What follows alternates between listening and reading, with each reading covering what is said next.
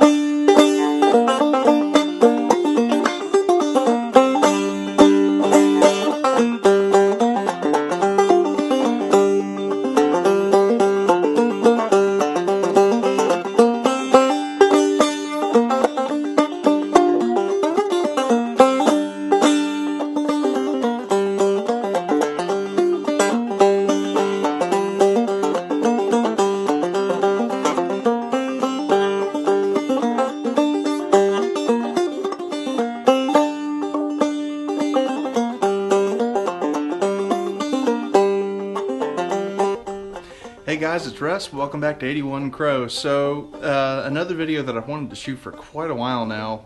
Me and my wife Bethany are up to Pennsylvania for Christmas, and well, you guys know that I'm kind of obsessed with all things banjo. You know, you wouldn't be watching this channel if you didn't know that.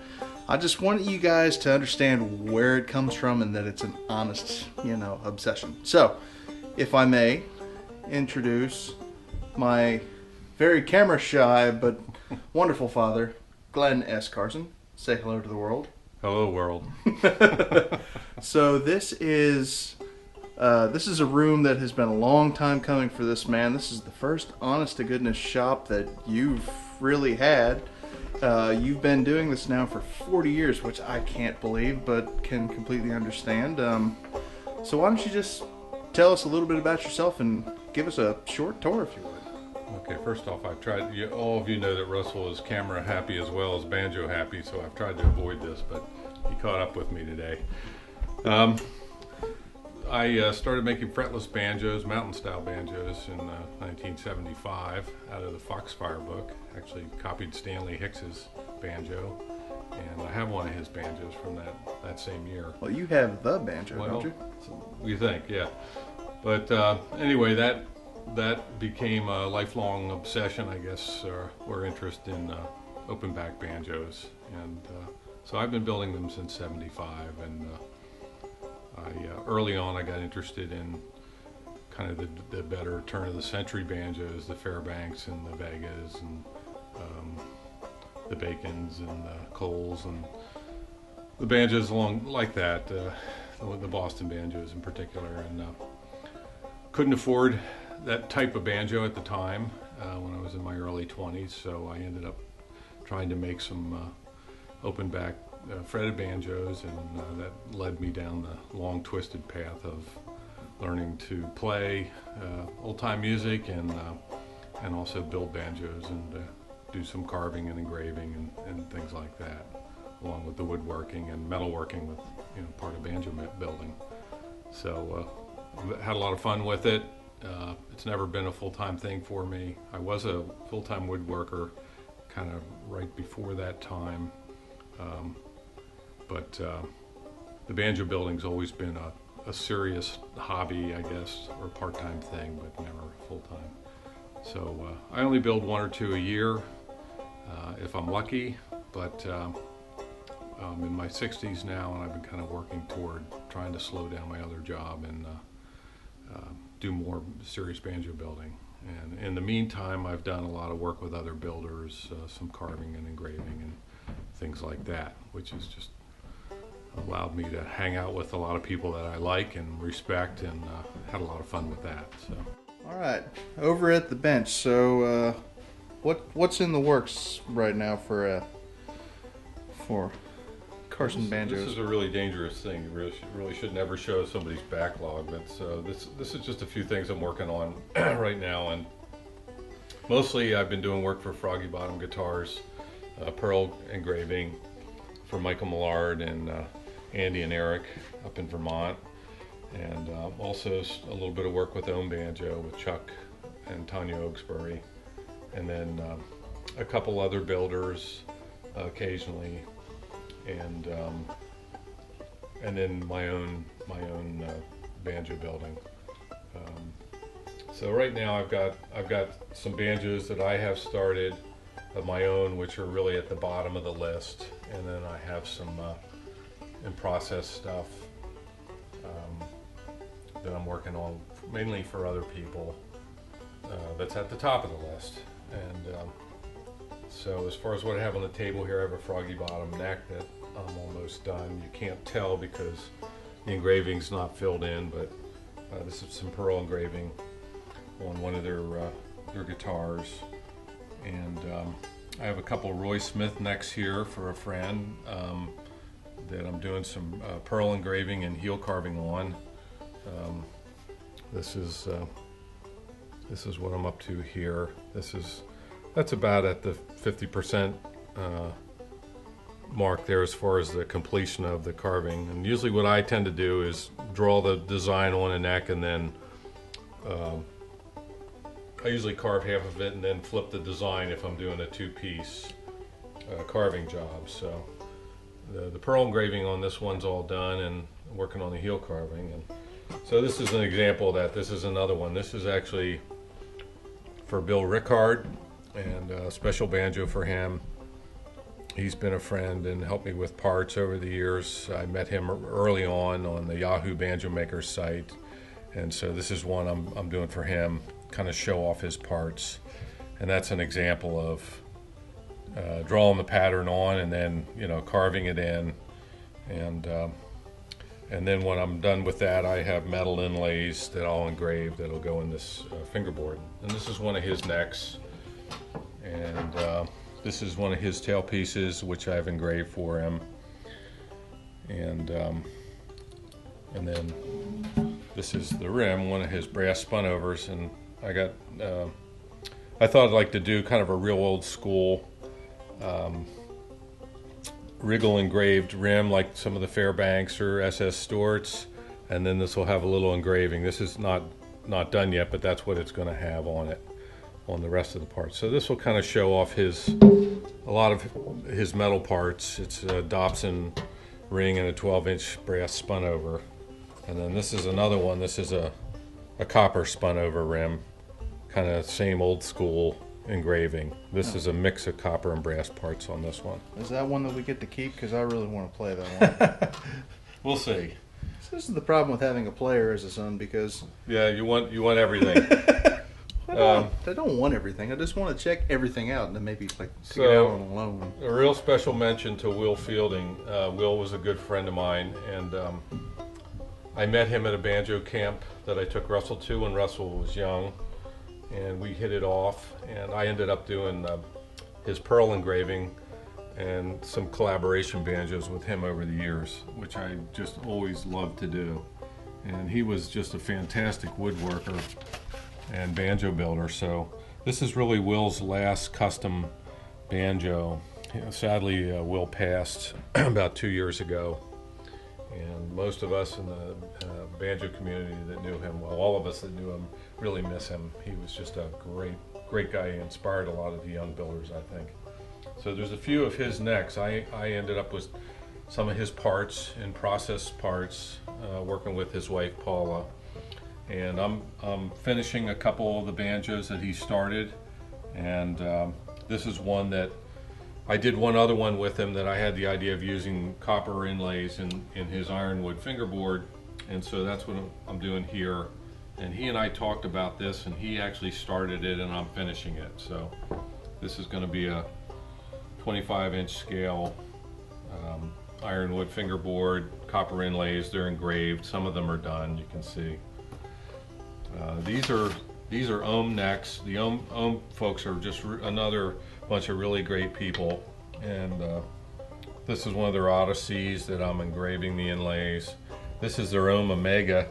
This is the open back model, and Chuck Oaksbury and I kind of came up with this design together and based it on this banjo, which I'm not done, but I'm working on for him, which has a theme of old Kentucky rifle inlays. So I took some of the early Kentucky rifle inlay ideas and then used some of them and carried them into this Ohm Omega, and I engrave them kind of old school.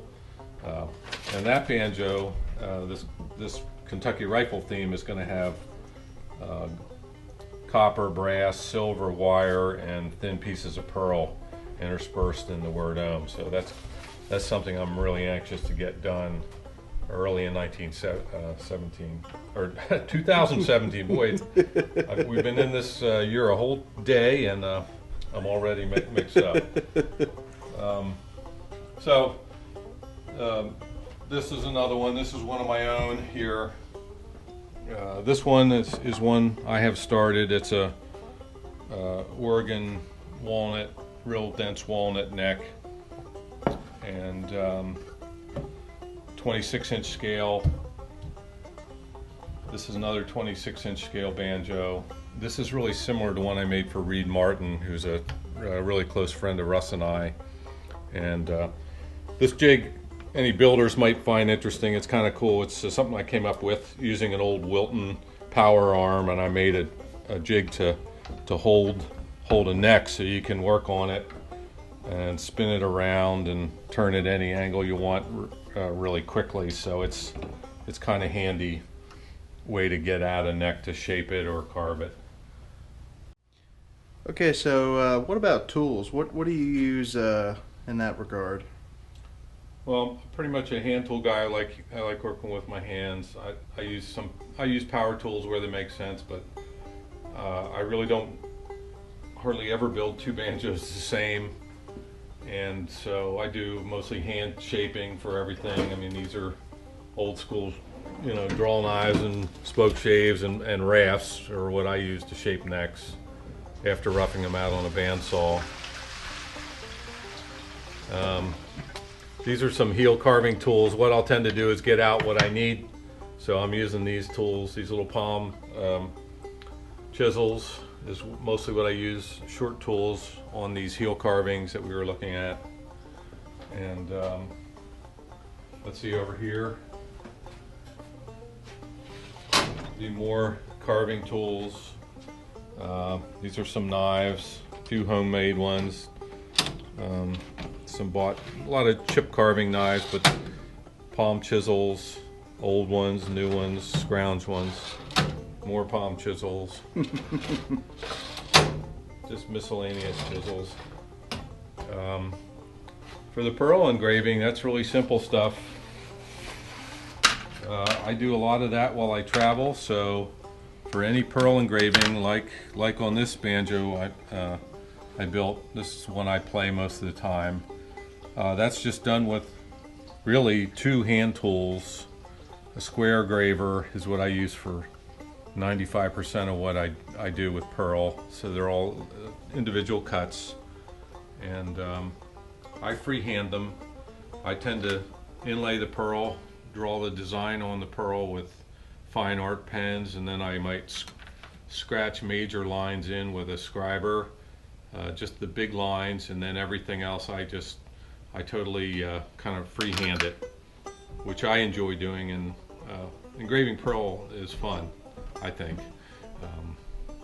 It's tedious, and it's something I take time with, but it's neat. It's neat how it can really change the character of an instrument. So this banjo's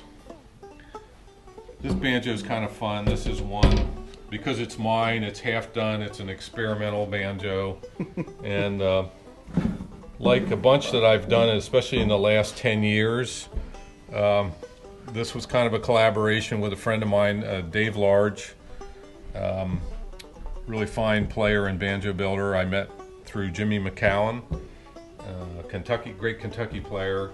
Dave became a friend, and Dave turned this rim for me in the case of this banjo and roughed the neck out back when I was really traveling extensively.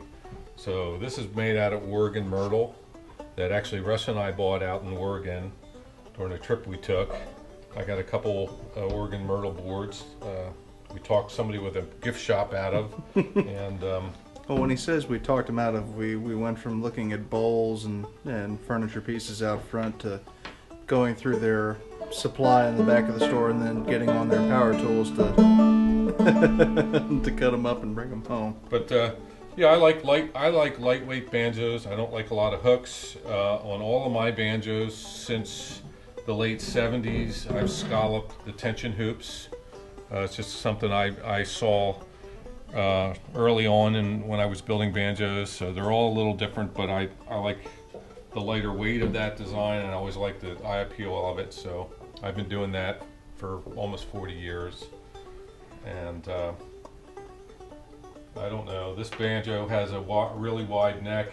It's got two heavy pieces of carbon fiber, no truss rod. I like a really stiff neck, and I think it transmits energy pretty well. There's no tone ring on this banjo, but it's plenty loud and plays pretty good. And for my own, I tend to set them up and play them for a while before I'd even finish it, just to really tweak it. And when you only build a couple at a time or a couple in a year, you can do that kind of stuff. I mentioned I do a little bit of metal engraving. It's like these tail pieces and other banjo parts. I try not to do a lot of this, but I do some on some of my own instruments and occasionally for other people. So the metal engraving, unlike the pearl, is something where you really need some more specialized equipment. So I've got a couple engravers balls and one set up over here. So this is up until just very recently, this was the heaviest engraver ball you could buy. This was made by a guy named Ray Letourneau. And I think there's a few other banjo guys, builders that have these. I think Kevin Enoch has one of these, and I'm not sure about Bob Anderson, but it's a nice heavy engraver's ball. And the concept here is you basically turn the work into your tool to avoid slippage. So this is actually a Christmas present for Russell that I'm not quite done with after the fact. Ran out of time, but it's a case knife, and he's wanted a knife for years, and I just never got one done for him. So I've wanted one for about 20 years, but you know, good things are worth the wait, and I'm so excited to finally be on the list for a good Glenn Carson knife. Well, anyway, this will have bolsters engraved and some stuff in the middle, and I'm just working on that with this hand graver. Mm-hmm. I also have an air-powered graver that I use for some of the cuts. And I have a microscope which I use sometimes for the real fine metal stuff, but usually I just use my reading glasses and a magnifier and hand tools to do 90% of what I do. So there's more, you know, engraving stuff here, and all hand gravers and kind of old school tools. So I guess that's mostly what I do here. It's mostly hand tools and sharpening stuff and a few machines. I've got a lathe and a bandsaw, and a spindle sander and drill press, and chop saw and a table saw. And I've got a couple friends with real good joiners and such that are close by, so I impose on them right now since I moved here.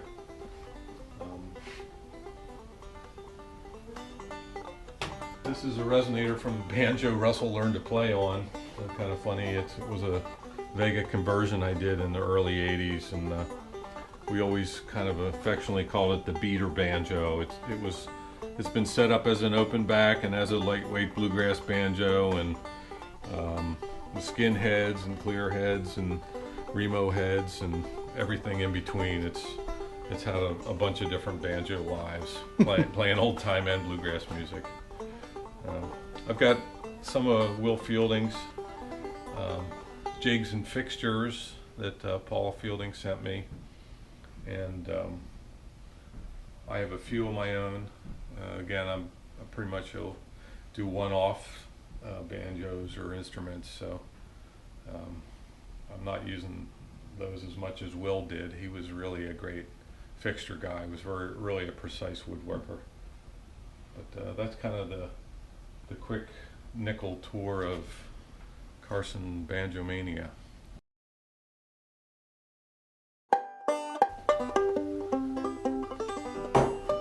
Alright guys, I found somebody. Uh-oh. Who are you? I'm your dad.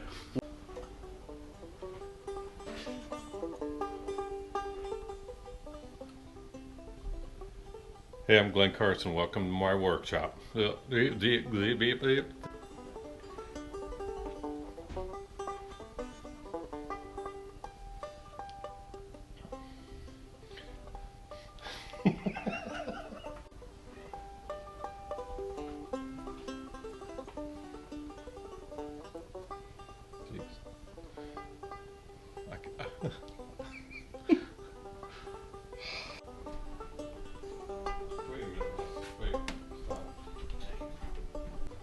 Dad's nervous about filming.